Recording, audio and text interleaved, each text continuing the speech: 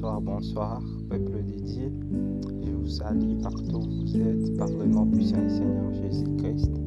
Comme nous vous l'avons promis, que nous allons commencer à partager en synthèse notre livre, le petit bouquin intitulé Les détenteurs de la vie éternelle de Claudie. Ici dans ce livre, je parle à long et à large des 5 étapes à franchir pour donner sa vie à Jésus-Christ. Comme vous le voyez très bien, c'est une bonne nouvelle, un tout nouveau livre sorti cette année 2024 par Handsome Media. C'était notre maison d'imprimerie. Nous ne pouvons pas aller plus loin sans toutefois remercier notre Dieu Jésus-Christ qui, grâce à lui, nous sommes tous en train de lire cette franchise, et à toutes les églises chrétiennes de la ville de Bukavu, plus particulièrement à Worship Family. Et lorsqu'on voit Worship Family directement, nous voyons aussi Bantu Kingdom et le groupe Power of You in Christ, aussi qu'à tous les frères et sœurs qui ont porté leur mot de contribution pour l'achèvement de cette œuvre.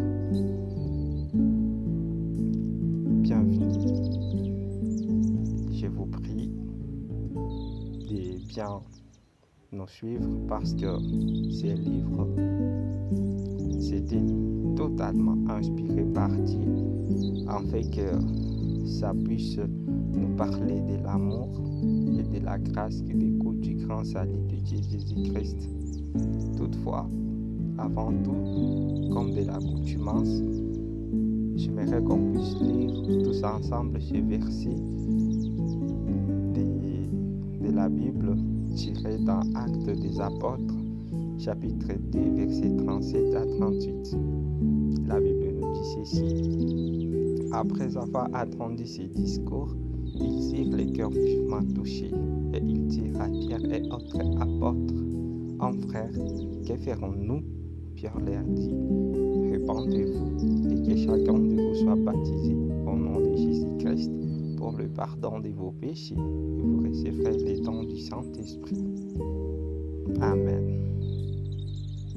Introduction. Tout humain est détenteur d'une vie temporaire, mais tout humain n'est pas détenteur de la vie éternelle, qui est la véritable vie que Dieu accorde à l'homme. Vous ne pouvez pas vivre sur la terre et ignorer l'existence de la vie éternelle, car il existe une autre vie au-delà de celle que nous vivons. Alléluia. Pour aujourd'hui, nous arrêtons ici et on peut expliquer notre introduction d'aujourd'hui. L'introduction parle que l'homme ne meurt pas. Pourquoi je dis que l'homme ne meurt pas? Parce que lorsque nous étions des enfants, des jeunes, on nous disait que l'homme c'est l'esprit, n'est-ce pas? Et il y a un mode de concluant en philosophie qu'on appelle le mode de concluant Montus Polendo Pones. Et si nous partons avec ce mode de concluant, nous allons comprendre que si l'homme suit l'esprit, or que l'esprit ne meurt pas, donc l'homme ne meurt pas. Quand quelqu'un on parle de la mort, ce n'est qu'une désactivation du corps physique, corps matériel, au corps qui est spirituel invisible. Et ce corps-là qui est invisible, qui vit éternel. Et lorsque quelqu'un meurt, c'est à ce moment-là qu'il commence sa véritable vie.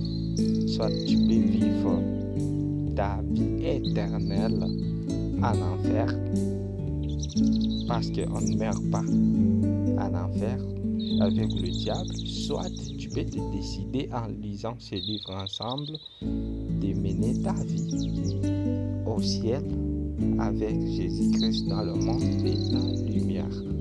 Merci pour aujourd'hui et partagez les vidéos, invitez d'autres personnes à nous suivre sur notre chaîne TikTok, YouTube. Et cela, ça sera pour la gloire de l'Éternel. Et en faisant cela, tu gagnes aussi une âme à Jésus-Christ et tu déclenches une fête au ciel. Merci.